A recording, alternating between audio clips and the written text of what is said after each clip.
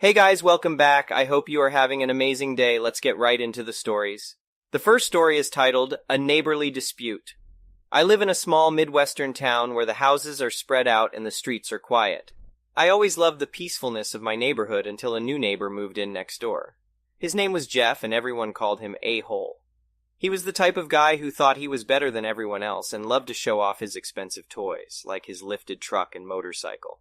It started with him racing down the street and locking his brakes to drift into his driveway. I didn't mind at first, but then he started hitting my mailbox every time he did it. I confronted him, but he denied it and blamed it on delivery drivers. I let it go, but it kept happening. I decided to take matters into my own hands and built a new mailbox out of scrap steel plate and an old railroad track post. I sunk it 4 feet into the ground and disguised it with cedar shingles. I waited for weeks for Jeff to hit it again, but he never did. I had almost forgotten about it until one night I heard a loud crash outside. I ran outside and saw Jeff's truck smashed up against my mailbox. He started yelling at me, saying I had destroyed his truck and he was going to make me pay for it. He even called the cops. When the cop arrived, Jeff tried to play the victim and said I had built the mailbox to destroy his truck. I was nervous, but then the cop asked if I had trouble with my mailbox before. I explained that it had been hit several times in the past year. The cop then issued Jeff 2 tickets for reckless driving and wanton destruction of property. Jeff was furious and threatened to get revenge on me. I was scared, but I didn't think he would actually do anything. I was wrong. A few weeks later, I came home to find my house had been vandalized. The windows were broken, the lawn was torn up, and there was graffiti on the walls. I called the cops, but they couldn't find any evidence. I decided to take matters into my own hands again and set up a camera to catch Jeff in the act. It took a few weeks, but I finally caught him trying to break into my house. I called the cops and they arrested him. Jeff was charged with vandalism and attempted burglary. He was sentenced to 6 months in jail and had to pay for all the damage he had caused. I felt a sense of satisfaction knowing that justice had been served. I also added a few extra security measures to my home to make sure it never happened again.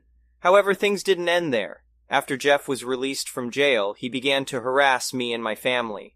He would throw rocks at our windows, leave threatening messages on our doorstep, and even follow us when we went out. I tried to ignore it at first, but it just kept getting worse. I went to the police, but they said there wasn't much they could do since Jeff hadn't technically broken any laws yet. I felt helpless and scared. I didn't know what to do. One day, as I was leaving for work, I saw Jeff's truck parked outside my house. I tried to drive away, but he blocked me in. He got out of his truck and started walking towards me, holding something in his hand. I didn't know what it was, but it looked sharp. I panicked and hit the gas, driving my car into his truck and knocking him down. I didn't mean to hurt him, but I was so scared and didn't know what else to do. I drove away as fast as I could and called the cops. They arrived quickly and arrested Jeff. It turned out he had a knife in his hand when he approached me. He was charged with attempted assault and harassment. He was sentenced to 2 years in prison and had to pay for the damages to my car and his truck. After the incident, I felt a mix of emotions. I was relieved that Jeff was finally behind bars, but I was also traumatized by the whole experience. I began to feel paranoid and anxious all the time, always looking over my shoulder and worrying that Jeff or someone else would come after me. I decided to seek therapy to help me deal with my anxiety and fear. It wasn't easy, but over time I began to feel more like myself again. I also took some self-defense classes and invested in a home security system to make sure my family and I were safe. As for Jeff, I heard through the grapevine that he was released from prison and had moved out of town. I was glad to hear that he was gone, but I still felt uneasy. I knew that I would always be looking over my shoulder, wondering if he or someone like him would come after me again. Years went by and I started to feel like I could finally put the whole ordeal behind me. That was until I received a letter in the mail from Jeff. In the letter, he apologized for what he had done and said that he had turned his life around while in prison. He asked for my forgiveness and said that he wanted to make things right. At first, I was skeptical. I didn't know if I could trust him, but something about the letter seemed genuine. I decided to give him a chance and agreed to meet with him in person. When we met, I could see that Jeff was a changed man. He was humble and remorseful, and he seemed genuinely interested in making amends. We talked for hours, and I could feel my anger and fear slowly melting away. In the end, Jeff and I were able to come to an understanding. He agreed to pay for the damages he had caused, and he even helped me fix up my house after the vandalism. We never became best friends, but we were able to coexist peacefully. Update. It's been 10 years since Jeff and I had our falling out, and I'm happy to say that we've both moved on from the experience. Jeff went on to become a successful businessman and even started a charity to help people who were struggling with addiction, which was the root cause of his past behavior. As for me, I'm still living in the same house, but I've made some changes to my lifestyle.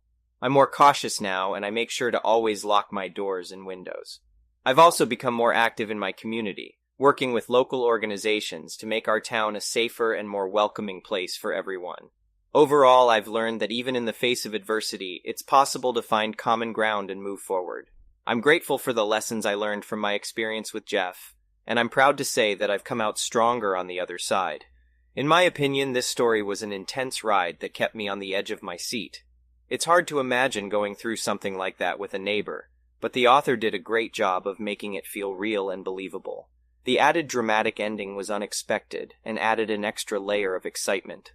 The update at the end was a nice touch, and it was reassuring to hear that the author was able to find closure and move on from the experience.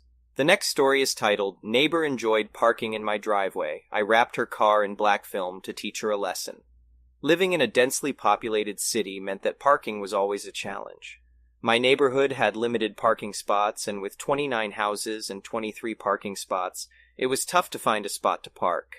Some households had driveways, but even then it was frustrating when someone blocked them.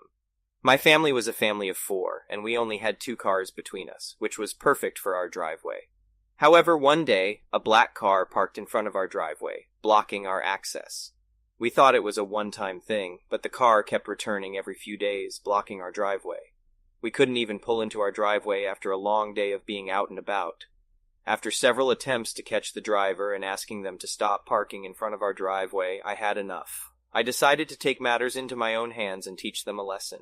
I wrapped their car in a giant roll of black film that I had in my garage. Although I didn't want to cause any damage to the car, I wanted to send a message loud and clear.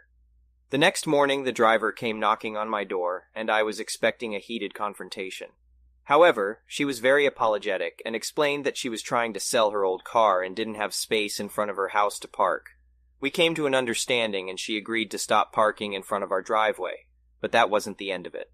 A few days later, I noticed that the same car had parked in front of my neighbor's driveway. I approached my neighbor, and she told me that the same driver had been parking in front of her driveway, blocking her access as well. We decided to work together to solve the issue. We put up a sign that said, "No parking," and we started to monitor the area. We saw the driver approach and park in front of my neighbor's driveway, but this time we were prepared. We walked up to her, explained the situation, and told her to move her car. She seemed embarrassed and promised to never do it again, but that still wasn't the end of it. A few weeks later, I noticed that the same driver had parked in front of another neighbor's driveway. I approached the neighbor, and she was furious. She had missed an important appointment because she couldn't get out of her driveway. Together, we decided to take legal action. We filed a complaint with the city, and they took action. They put up no parking signs on the street, and they started monitoring the area more closely. The driver was fined, and she eventually stopped parking in front of our driveways. Update. It's been a few months since the incident, and we haven't had any issues with parking in front of our driveways. My neighbor and I have become good friends, and we often talk about the time we had to take legal action against the driver who kept parking in front of our driveways. It just goes to show that sometimes you have to take drastic measures to get the results you want. But in the end, it was worth it because we were able to protect our property and keep our driveways accessible. In my opinion, this story really captures the frustration that can come with living in a densely populated city. It's easy to understand why the author would be upset about someone constantly blocking their driveway. While the solution of wrapping the car in plastic may seem extreme, it's understandable why the author felt the need to take action. It's great to see that the situation was ultimately resolved without any long-term animosity between the neighbors. The next story is titled, Overcoming a Car Scam and Fighting for Consumer Rights. Growing up, I never had much interest in cars. I was a typical teenage girl, more focused on hanging out with friends and going to concerts than worrying about the mechanics of my vehicle. But as I got older, I realized that I needed to take care of my car if I wanted it to last. So I started learning more about cars from my dad and brother, both of whom are mechanics. One day I decided to take my car in for an oil change and a free inspection at a local auto shop. I knew my car was in good shape because I had just replaced the air filter and brake pads.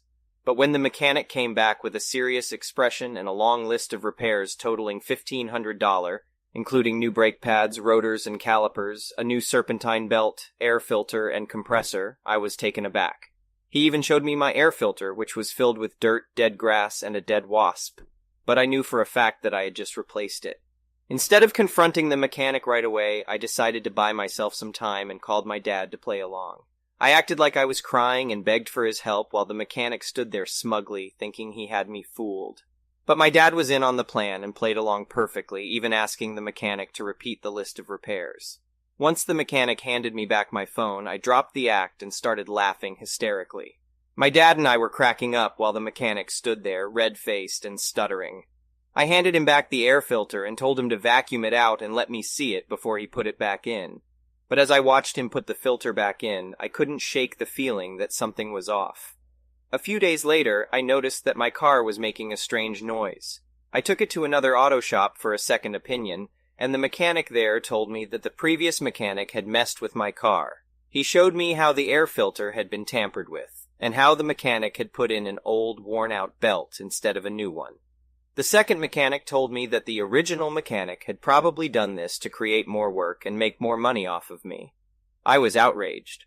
I couldn't believe that someone would do something like that just to make a quick buck.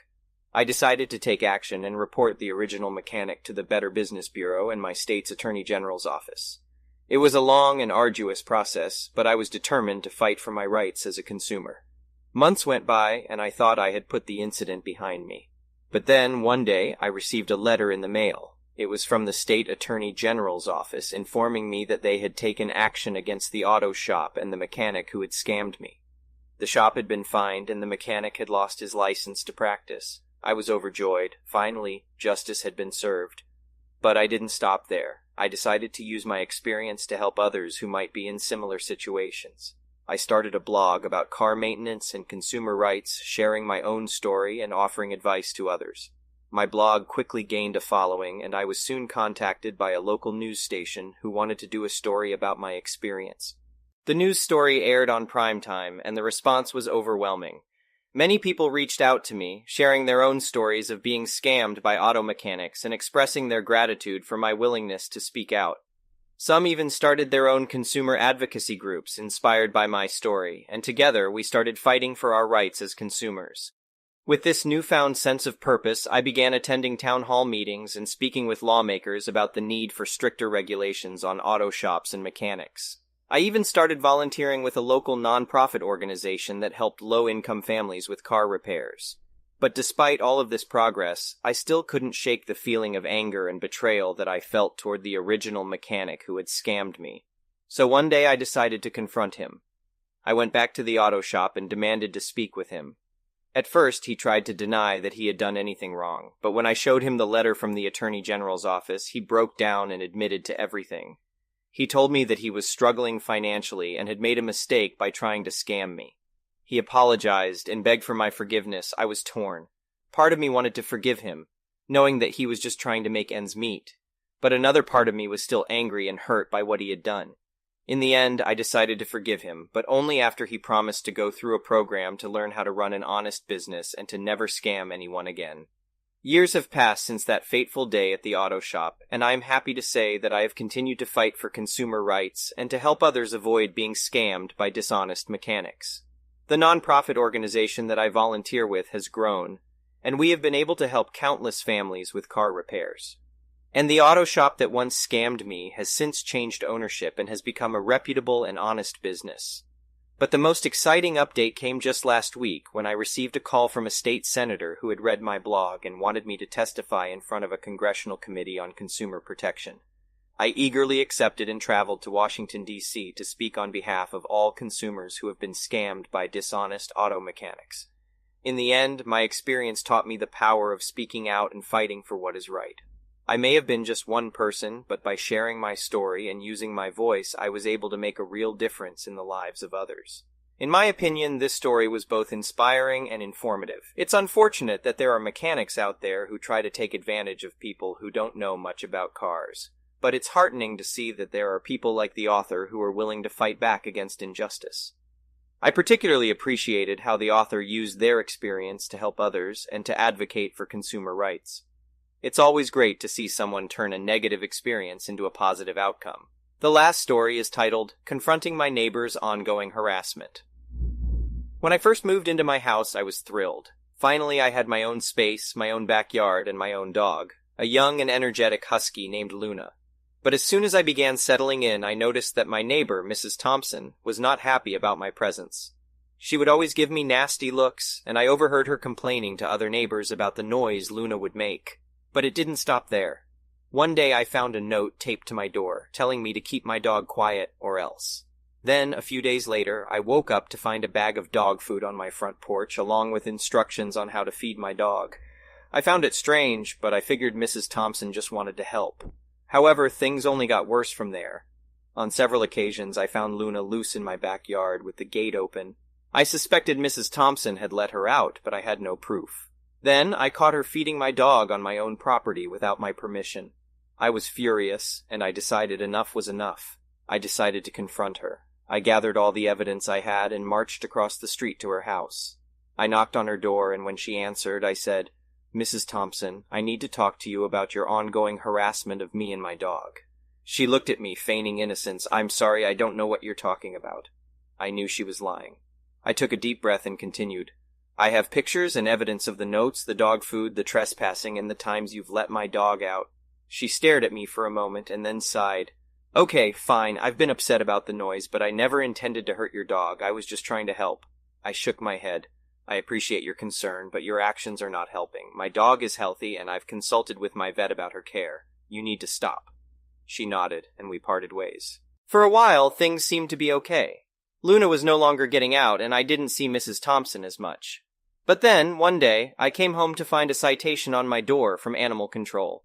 They had received a report of animal neglect and had come to investigate. I was furious. I called them right away, and after presenting them with Luna's vet records and a statement from my neighbors, they agreed that there was no neglect. But I knew it was Mrs. Thompson who had called them. I decided to confront her once again. This time, I was not as calm. I marched across the street, banging on her door until she answered. I showed her the citation, and she feigned ignorance. I didn't call them, I swear. But I didn't believe her. I told her she needed to stop, or I would take legal action. And then, to my surprise, she broke down in tears. She revealed to me that she had recently lost her own dog, and that seeing Luna reminded her of her loss. She apologized for her behavior and promised to leave us alone. After that, things improved significantly. I no longer felt like I was being watched all the time, and Luna was happy to play in the yard without any disturbances. However, several months later, Mrs. Thompson passed away from natural causes. It was a shock to us all, but I felt a sense of relief that the ongoing conflict had finally come to an end. Update. After Mrs. Thompson passed away, her son reached out to me to offer his condolences. We had never spoken before, and I was surprised by his kindness. He told me that his mother had been going through a tough time before her death, and that she had been struggling to cope with her loss. I felt a pang of guilt for being so harsh with her, knowing now that she was just in pain. But then he surprised me even more. He told me that his mother had left something for me in her will. I was shocked and a little uneasy. I didn't want to benefit from her death, but I decided to hear him out. He told me that his mother had left a letter, apologizing for her behavior and asking for my forgiveness. She also left me a small sum of money, which she had set aside for the care of my dog. She had included a note telling me to take Luna on a trip and to enjoy our time together. I was moved by her gesture and felt a sense of closure. I realized that Mrs. Thompson had not been a villain, but a lonely woman who was struggling to cope with her grief. I decided to honor her memory by taking Luna on a trip to a nearby state park. It was a beautiful day, and Luna had the time of her life, running and playing in the sun. As we drove back home, I couldn't help but feel grateful for the unexpected gift that Mrs. Thompson had left us. I had learned a valuable lesson about compassion and forgiveness, and I had been reminded of the healing power of kindness. From that day on, I made an effort to be more understanding and patient with my neighbors, and to always approach conflicts with an open mind. Another update. It's been a year since Mrs. Thompson's passing, and I still think about her from time to time. Her son has moved away, and the house next door has new tenants. Luna is still my faithful companion, and we often take trips to the park to enjoy the outdoors. I've made peace with the past, and I'm grateful for the lessons that it has taught me. In my opinion, this story was a great reminder that conflicts with neighbors can often be resolved through communication and understanding. It's easy to jump to conclusions and assume the worst about people, but it's important to remember that everyone has their own struggles and challenges. I was touched by Mrs. Thompson's gesture, and it made me think about how we can all make a difference in someone's life, even in small ways. Thank you for watching. I would really appreciate it if you could like the video and subscribe to our channel if you haven't already.